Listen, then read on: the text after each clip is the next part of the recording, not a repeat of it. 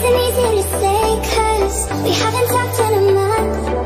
And when you see me with him, you'll probably think I moved on. Yeah, I like. Kayla menghentikan langkahnya. Garfield menatapi heran Kayla dari belakang. Kayla bahkan menangis setelah semua orang sudah pergi. Dari arah belakang, Garfield terlihat keheranan. Ia pun mempercepat langkahnya menghampiri Kayla. Garfield lantas memutar tubuh Kayla untuk menghadapnya secara paksa. Sebuah tangisan akhirnya Kayla tampakkan, membuat Garfield menyorong heran.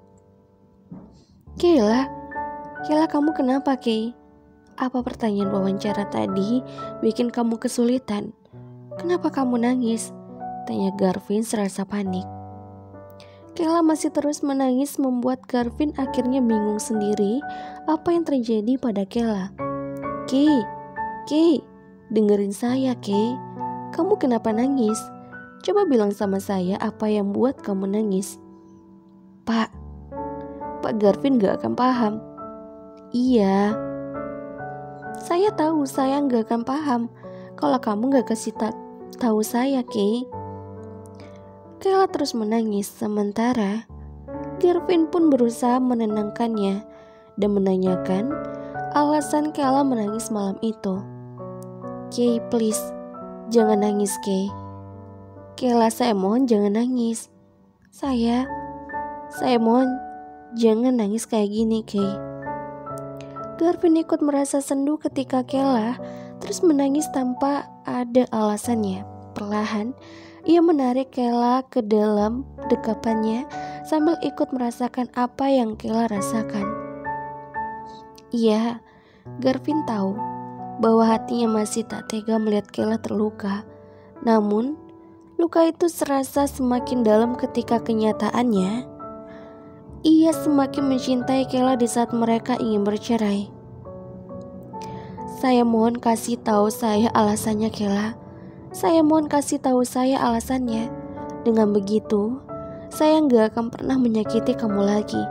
Please, katakan segalanya yang mau kamu katakan, Kay. Apa alasannya?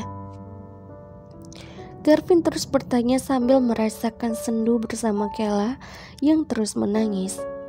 Padahal setelah pengkhianatan Kayla, Garfield sudah tak menanyakan tentang alasan mereka bercerai. Namun sore menjelang malam itu, serasa menjelaskan semuanya maksud dari pertanyaan Garfield dan tangisan Kayla. Saya mohon, Kayla, saya mohon. Tolong kasih tahu saya alasannya. Saya nggak bisa hidup dengan penasaran karena terus mencintai kamu, Kay. Please, apa yang buat saya nggak paham? Tolong jawab saya sekali saja. Pak Garfield nggak akan paham semuanya. Maafin saya. Kayla akhirnya pergi berlari meninggalkan Garfield yang masih penasaran tentang tangisannya malam itu.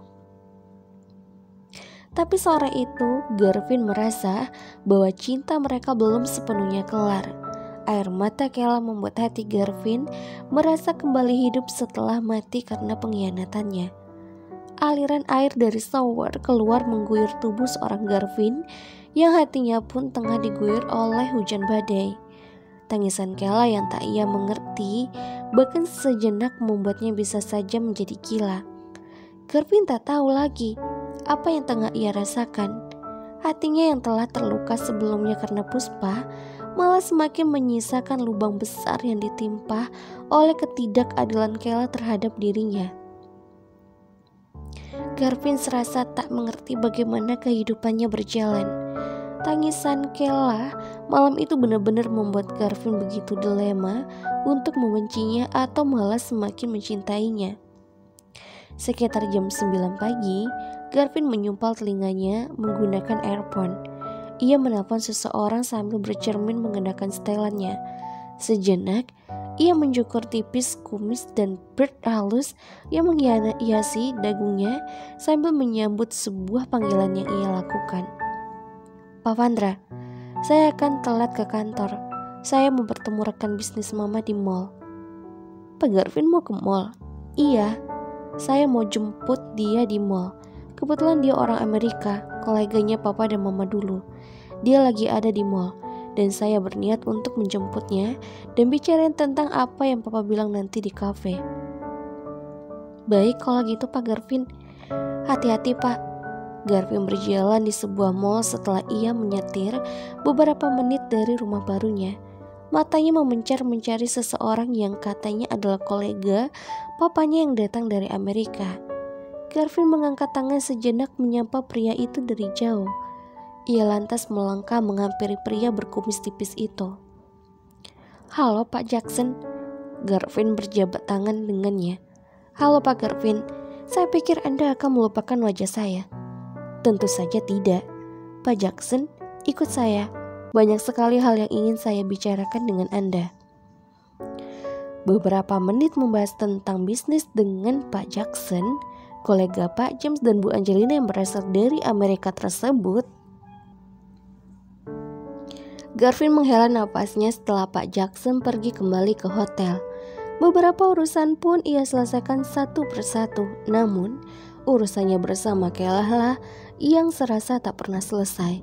Garvin menitik beratkan tatapannya pada sebuah kopi, tapi fokusnya lantas kabur, teringat pada tangisan dan pengkhianatan Kayla yang serasa lukanya tak mau terkikis dari hati Garvin. Jujur, melepaskan Kayla bukanlah niatnya setelah ia menyatakan cinta pada gadis itu. Namun, setelah semua pengkhianatan membuat Garvin begitu merasa kesal sendiri. Bayangan Kayla, Garvin menghempaskan dan ia fokuskan pandangannya lagi ke secangkir kopinya. Ia menyeruput lagi kopinya dengan tenang. Seorang gadis berjalan dengan fokus memasuki kafe. Setelah memesan kopinya di kasir, ia pun mencari tempat duduk untuk bisa menunggu kopinya siap. Matanya menyurang ke sebuah kursi sebelum ia mendapatkan kursi untuk menunggu kopinya. Ia menghentikan langkah sejenak di dekat kursi yang diduduki seorang pria yang duduk meminum secangkir kopi sendirian. Tunggu deh, Bapak ini Pak Garvin bukan ya? Sejenak ia bertanya penasaran sebelum memastikan bahwa itu adalah Garvin. Iya, saya Garvin. Kamu siapa ya? Ya, Garvin memang belum mengenal baik bagaimana rupa Rivka. Di saat pernikahannya pun, ia tak peduli dengan teman-teman Kayla yang datang ke pernikahannya. Saya teman Kayla Pak Garvin, saya Rivka. Garvin tertegun kaget. Ternyata Rivka yang sering menjadi pelarian Kayla kini ada di hadapannya. Garvin langsung teringat bahwa Rivka selalu Kayla sebut tak sengaja ketika mereka mengobrol. Siluet wajah Rivka di pernikahannya muncul dalam bayangan Garvin. Setelah saling mengenal, mereka terduduk di kursi dengan satu meja tempat Garvin minum kopi bersama Pak Jackson sebelumnya. Salam kenal Pak Garvin, saya teman Kayla. Mungkin Kayla sering sebut nama saya, tapi Pak Garvin gak pernah lihat wajah saya.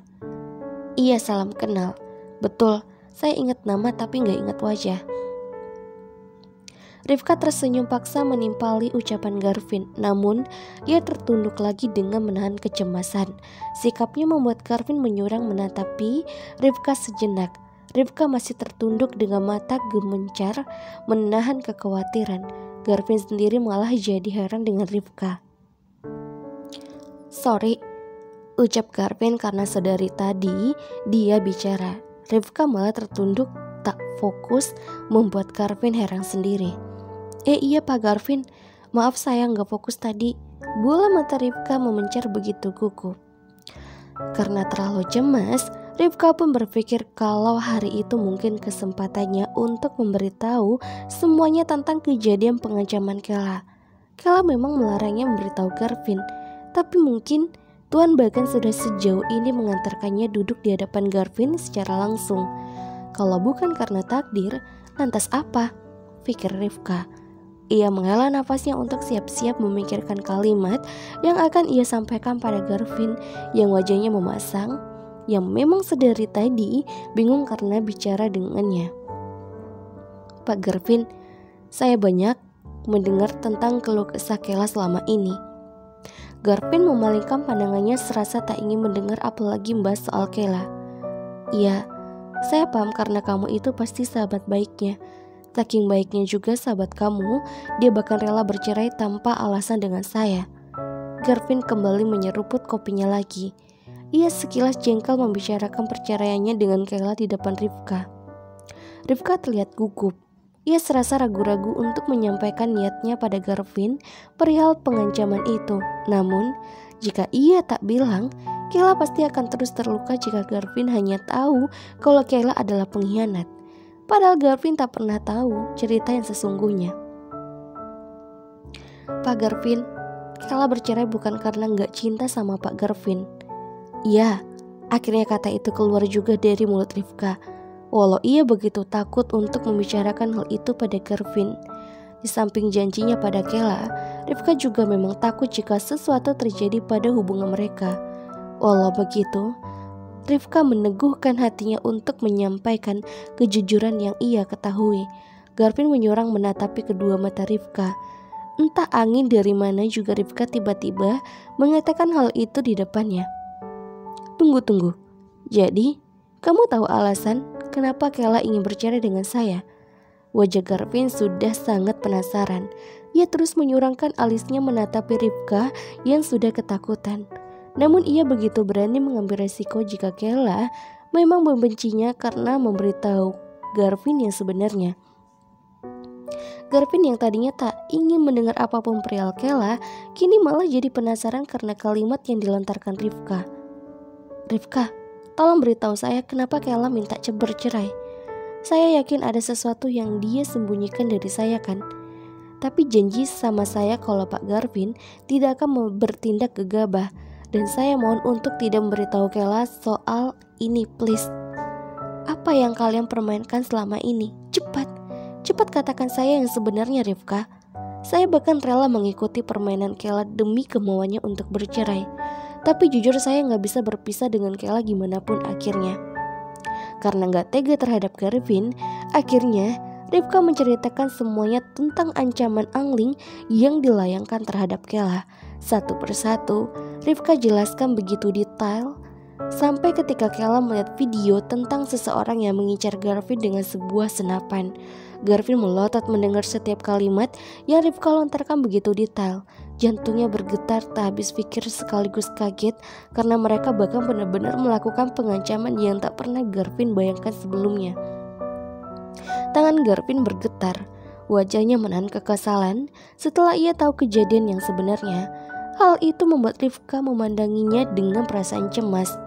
Pak Garvin gak apa-apa. Saya sebagai teman Kayla gak mau lihat kalian cerai cuma karena ini Pak. Tolong Pak, jangan beritahu Kayla.